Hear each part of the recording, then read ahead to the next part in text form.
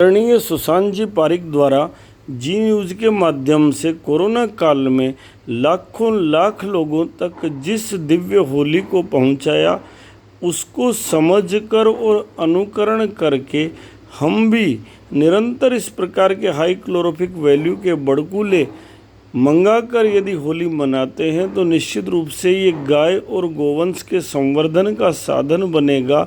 गौशालाओं को आय प्राप्त होगी और साथ में हमें भी शुद्ध वातावरण मिलेगा। नमस्कार जी, राजस्थान के इस फेसबुक पेज की लाइव कवरेज में आपका स्वागत है। मैं सुशांत पारिक और जैसा कि हम आपको बता रहे हैं ठीक से कि हम आपको जयपुर की सबसे भव्य होलिका दहन का आपको घर बैठे नज़ारा दिखाएंगे, दृश्य दिखाएंगे। इस समय जो तस्वीरें मैं आपको दिखाने वाला हूं वो है जयपुर के पांचेवाला में जो तलाई में होलिका के कार्यक्रम का आयोजन हो रहा है और एक तरीके से कहें जयपुर का सबसे भव्य होलिका दहन इस समय तस्वीरों में आप देख रहे हैं। करीब 4 लाख बड़कुले जो हैं वो इस होलिका दहन में शामिल किए गए हैं और जिस तरह से सरकार की ओर से पहले कहा गया था कि इस बार होलिका दहन सार्वजनिक कार्यक्रम जो है वो संभवतः नहीं हो पाए, लेकिन जन भावनाओं के अनुरूप मुख्यमंत्री अशोक गहलोत ने एक निश्चित संख्या के साथ जो है वो लोगों को अनुमति दी और हम तस्वीरें देख रहे हैं कि इस समय जयपुर का सबसे बड़ा होलिका दहन इस समय होता हुआ और एक ऐसे समय में ये होलिका दहन हो रहा है, एक ऐसे चुनौतीपूर्ण समय में हो रहा है जब कोविड की जो महामारी है वो फिर से लौट कर आ रही है। लगातार मामले बढ़ रहे हैं। हमने आंकड़ों में पिछले कई दिनों में देखा है कि न केवल राजस्थान बल्कि जयपुर में भी लगातार जो है वो आंकड़ों में इजाफा हुआ और तस्वीरें इस समय आप देख रहे हैं ऐसे समय में जब लोग यहाँ पर हैं तो ये उम्मीद कर रहे हैं कि होलिका की इस दहन के जरिए इस बीमारी का जो है खात्मा करने की कोशिश, एक पॉजिटिव माहौल बनाने की कोशिश और जो गो नंदी संरक्षण समिति है उसकी ओर से ये आयोजन में तस्वीरें आपको दिखाएं और मैं आपको एक एक करके तस्वीरें भी दिखाऊंगा यहाँ पर किस तरीके से लोग जो आए हैं वो तस्वीरें आपको और ये भी बताने की कोशिश करेंगे कि क्यों इस आयोजन का अपना एक महत्व है, किस तरीके से ये जो आयोजन है ऐसे दौर में और अधिक महत्वपूर्ण हो जाता है। मैं यहाँ के आयोजकों से भी आपकी बात करवाऊंगा और होलिका के पीछे जो कहानी है जो हम लंबे समय से सुनते आए हैं कि किस तरीके से भक्त प्रहलाद जो है वो अपनी ईश्वर की भक्ति के और हिरण्यकश्यप का जो विरोध था उसके तहत जो है एक पूरी कहानी और कैसे ईश्वर की भक्ति ने उसको बचाया और कोशिश भी यही है इस होलिका दहन के साथ कि जो बुराई पर अच्छाई की जो जीत है वो जो है एक संदेश के जरिए जाए। हमारे साथ जो यहाँ के आयोजक हैं वो जुड़ रहे हैं पंडित विष्णु शर्मा और जो गो नंदी संरक्षण समिति और समरस भारत सेवा संस्थान है उसकी तरफ से आयोजन, और मैं पंडित जी से आपकी बात भी करवाऊंगा कि किस तरीके से आयोजन के पीछे क्या मकसद। विष्णु जी, क्या सोच है इस आयोजन के पीछे और इतना भव्य आयोजन जो किया है आपने, करीब 4 लाख के आसपास जो बड़कुल हैं, क्या कितनी मेहनत रही और क्या इसका कोरोना काल में अपना महत्व है? जैसे 7 गौशालाओं ने चित्तौड़ के अंदर नीलिया महादेव, हनुमानगढ़ में टिब्बी और उसके साथ जयपुर में किशनगढ़ रेनवाल, सुरसिंहपुरा, अलवर में तिजारा, सब लोगों ने जयपुर में गोनंदी संरक्षण समिति ने सबने मिलकर के दिन रात 1 महीने तक काम किया ताकि गाय के गोबर के बड़कूले बन सके। इसका एक उद्देश्य ये भी था कि हमारे यहाँ होली की जो परंपराएं, निर्णय सिंधु, धर्म सिंधु, सभी पौराणिक साहित्य सबके अंदर यही है, गोबर से धरती लीपोगे, शुष्क गोमय पिंड काम में लोगे, उसके बाद 3 परिक्रमा लगाओगे, फिर गाय के दूध और घी की धार दोगे। और उन सारी परंपराओं के पीछे एक निहित तत्व ये था कि कोई भी त्यौहार बिना गाय और गोवंश के नहीं बन सकता। इसलिए हम इन त्योहारों में ही सही अगर गाय के उत्पादों का नवीन उपयोग प्रचार में आ जाता है तो रोड पर गाय का एक्सीडेंट नहीं होगा। किस तरीके से, क्या महीने भर पहले आपने तैयारी शुरू की और जिलों में अलग अलग जगहों पर आपने बड़कुल बनाई, तो एक बड़ी टीम की मेहनत है इसके पीछे? जी, लगातार हमने गाय बनाए, करोड़पति के संकल्प के साथ एक गाय से प्रतिदिन बिना दूध निकाले 5 से 10 हजार रुपया कमाया जा सकता है, उस विचार के साथ कुछ गौशालाएं विकसित की और उनमें से आप आश्चर्य करेंगे नीलिया महादेव अकेली 2.5 लाख बड़कुले लेकर आई और उसी प्रकार रेनवाल से लगभग 70,000 बड़कूले वो लोग लेकर आए। सब लोग रात दिन काम करके लेके आए। बिल्कुल, आप बताते रहिए, मैं तस्वीरें तब तक इसके दिखा रहा हूँ। हमारे जो लोग हैं दिन रात गाँव के अंदर जो उत्पादन कर रहे हैं गाय के गोबर का, अगर उस गाय के गोबर को शहर में बाजार मिल जाए और नवीन दृष्टि से, चूंकि रासायनिक जहर के कारण अब हमारे यहाँ स्थिति हो गई कि गाय और गोवंश सड़क पर आ गया। जैसे ही गाय और गोवंश का ये नवीन उपयोग होगा, हमने दिवाली पर 1.25 लाख दीपक जलाए थे चित्तौड़ किले पर, और करोड़ों की संख्या में उस समय पूरे भारत राष्ट्र में दीपक जले थे। और उसका परिणाम ये हुआ कि धीरे धीरे गौशालाओं को नवीन उत्पाद बनाने की प्रेरणा मिली। अभी जो ये बड़कूले बने हैं, जो गोबर 50 पैसे किलो बिकने वाला था वो 50 रुपए किलो हो गया बड़कूलों की माला बनते ही। हर पर्व को गाय के गोबर से जोड़कर गौ रक्षा का नवीन साधन तैयार करने के लिए उन लोगों ने, रेनवाल गौशाला के अध्यक्ष कैलाश जी स्वयं, उन्होंने 30 से 40 हजार बड़कूले बनाए। इसके अलावा चित्तौड़गढ़ में जो नीलिया महादेव के सदस्य हैं कमलेश पुरोहित, उन्होंने खुद ने हजारों की संख्या में बड़कूले बनाए। विष्णु जी, कोरोना काल में इस बीमारी से लड़ने में इस तरह के आयोजन, खासतौर पे गाय का गोबर हो या गाय का जो महत्व है, निश्चित रूप से कितनी भूमिका? निश्चित रूप से गाय हमारे यहाँ सबसे बड़ी रसायनशाला मानी गई है, सबसे बड़ा औषधालय, सबसे बड़ा कृषि का केंद्र। और जब तक गाय हमारा आधार थी ऋषियों के अनुसंधान का, तब तक भारत की गाय के कारण हमें चांद की तरह खोजा जाता था। और यही कारण है, आप देखेंगे कि जैसे ही गाय के होंगे, शास्त्र कहते हैं कोरोना काल में तो विशेषकर उदक देश काल वायु इति, जब देश का वातावरण, वायु, जल और ये सारी चीजें पलट जाती है तो बीमारी महामारी का रूप ले लेती है। ये काल है शीत और उष्ण का संधि काल है। सर्दी समाप्त हो रही है, गर्मी चालू नहीं हुई है, इसलिए वायरल अटैक का सर्वाधिक बड़ा कार्यकाल है। और इसीलिए आप देखेंगे वहाँ एलिमिनाइटी के बच्चे इसका एयर का जो भी पोल्यूशन बढ़ रहा है या घट रहा है, उसको एयर क्वालिटी इंडेक्स के रूप में नाप रहे हैं। सब लोग इस, जैसे ये बड़कूलों की अग्नि जलेगी, ये अग्नि रोग मुक्त करती है, क्योंकि गाय का गोबर जलाने के बाद पंचगव्य को सर्व पाप नाश करने वाली महाऔषधि माना गया है। पंचगव्यम महापाप नाशनम माना गया है। और जब ये जलते हैं तो आसपास वातावरण में केवल मनुष्य ही नहीं, प्राणी मात्र को आनंद देते, सबको रोग मुक्त करते। इसलिए निश्चित मानिए कि बहुत शीघ्र देखेंगे कि ये जो कोरोना काल है, कोरोना काल में इस गाय के जैसे ही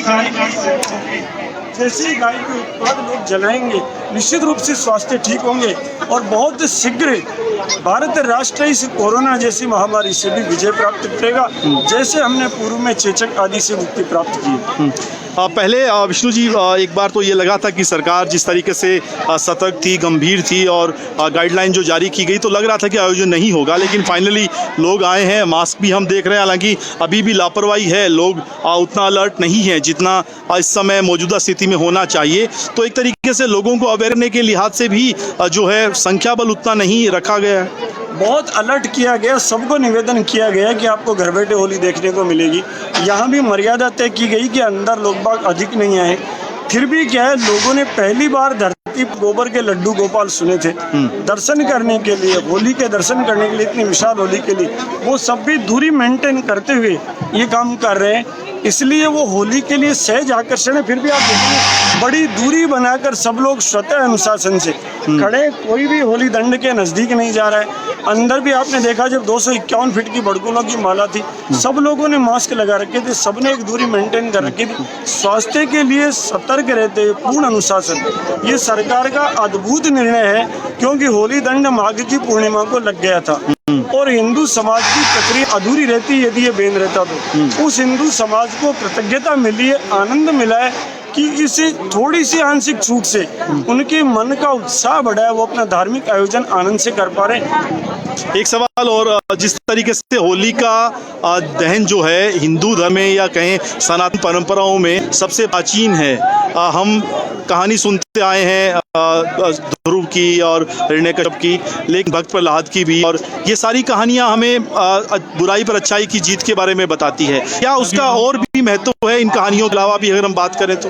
होली त्रेता युग से प्रारंभ हुई त्रेता युग में भगवान राम के पूर्वजों ने पूछा, त्रेता युग में भगवान राम के पूर्वजों ने पूछा, और उस समय पर ये चर्चा चली कि ढूंढा नाम की राक्षसी का वध कैसे किया जा सकता है। और उसका वध करने के लिए वशिष्ठ ने ये कहा कि आप इस प्रकार होलिका दहन करो, छोटे बच्चे नाचे गए, उनसे ढूंढा राक्षसी अंदर चली जाएगी।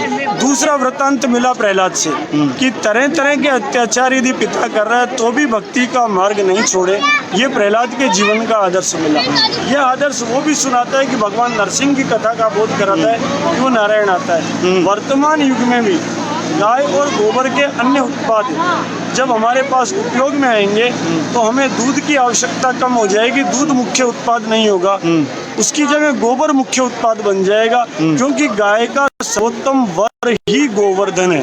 गाय का सबसे सुंदर उत्पाद ही गोवर्धन है। गोबर के द्वारा हम सब जानते हैं कि त्रिदोष नाशक है, विष नाशक। ये जो अभी प्रक्रिया हो रही है पंडित जी बताएं थोड़ा इसके बारे में। अभी ये क्या जो प्रक्रिया वर्तमान में जो होलिका दहन हुआ, इस होलिका दहन के बाद हमारे यहाँ शास्त्रों में परंपरा मिलती है, एक्चुअली अंत्येष्टि यज्ञ जो गोबर के उपलों पर आप वीर विनोद में देखेंगे महाराणा स्वरूप सिंह जी के जमाने तक होता है।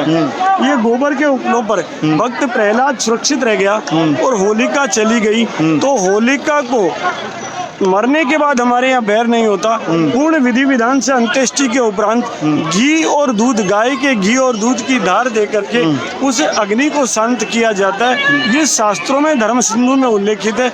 उस शास्त्र की परंपरा को वापस स्थापित किया जा रहा है जिससे लोगों में प्रेरणा बने, क्योंकि हमारे यहाँ विधान था कि होलिका जलाने के बाद 3 परिक्रमा लगाएं। 3 परिक्रमा लगाने के बाद होली दंड को बाहर निकाल लें, और होली दंड को बाहर निकालने के बाद जब होली जल जाए तो दूध दही की धार दे और इस भस्मी को एकत्र करे जो पवित्र औषधि है। यहाँ तक कि स्किन डिजीज सारे ठीक हो जाते हैं इस भस्मी से।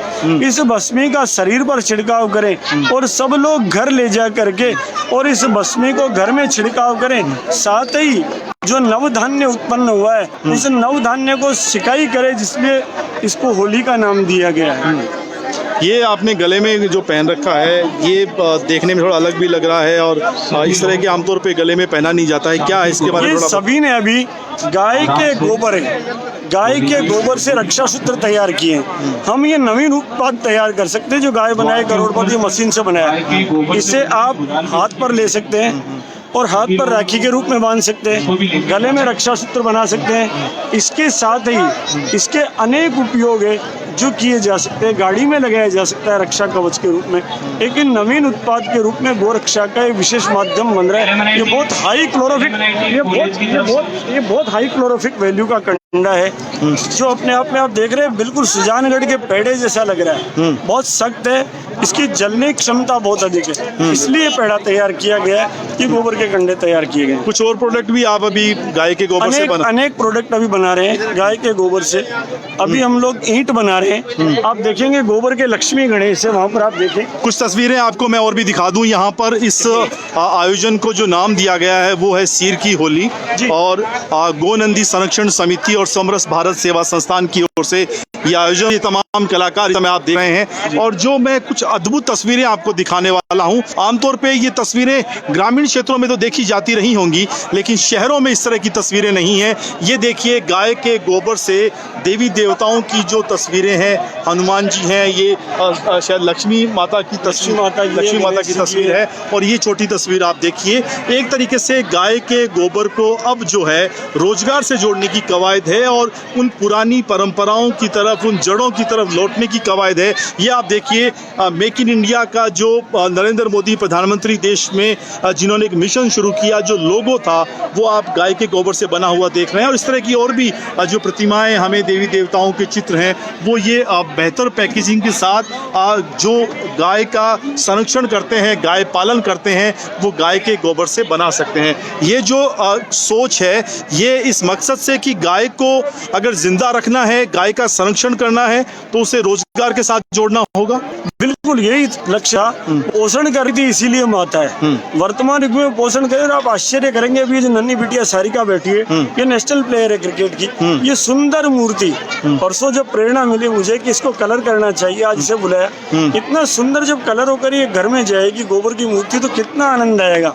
तो इसलिए सब लोग जब इनका उत्पादों का नवीन उपयोग करेंगे नवीन परिस्थितियों में, तो निश्चित रूप से होलिका पर, दीपावली पर, गणेश चतुर्थी पर, दुर्गाष्टमी पर, सारे पर्वों पर यदि गाय का गोबर बिकने लग गया सुंदर रूप में, केवल फॉर्म चेंज हो गई, तो मान के चलिए गाय करोड़पति बनाएगी। इसमें कोई संदेह, कोई निर्विवाद तथ्य है ये कि गाय बनाए करोड़पति। बिल्कुल, पंडित जो विष्णु शर्मा हैं वो अभी हमें बता रहे थे और आज कुछ तस्वीरें मैंने आपको दिखाई। इस समय यहाँ पे जो आयोजन चल रहा है, दरअसल होली जो ऐसा त्योहार जिसके बारे में कहा जाता है कि एक ऐसा पर्व है जो सभी वर्गों के लिए, चाहे वो अमीर हो गरीब हो, सभी के लिए उल्लास और नई ऊर्जा देने वाला पर्व है। और बड़ी बात यह है कि इस बार जो कोविड की गाइडलाइन है उसकी पालना करते हुए लोगों को ये आयोजन करना होगा। ये त्योहार कल जब लंडी होगी और जब लोग गुलाल खेलेंगे तो इन तमाम जो सरकार की ओर से कहें या सावधानी रखने की कोशिश है वो जरूरी है। मेरे पास भी इस समय अगर कहें अभी मास्क है, मैं मास्क लगाकर आया हूं, हालांकि बोलते समय मैंने मास्क जरूर हटा दिया, लेकिन लोगों को ये ध्यान रखना होगा कि ये चुनौती अभी खत्म नहीं हुई है कोरोना की, और होलिका की ये जो अग्नि है, ये पवित्र जो अग्नि है, ये हमें ऊष्मा दे, ऊर्जा दे और इस बीमारी से लड़ने में हमें सक्षम बनाए। कल भी जब आप रंग खेलें, अपने परिजनों के साथ सामूहिक तौर पर आयोजन नहीं करें, अपने परिवार वालों के बीच में रहें और कोशिश करें कि इस त्योहार पर नया संकल्प लें कि मिलकर जिस तरीके से पहले हमने कोरोना को हराया था, एक बार फिर से उसे हराने में हम एकजुट हों। नमस्कार, धन्यवाद।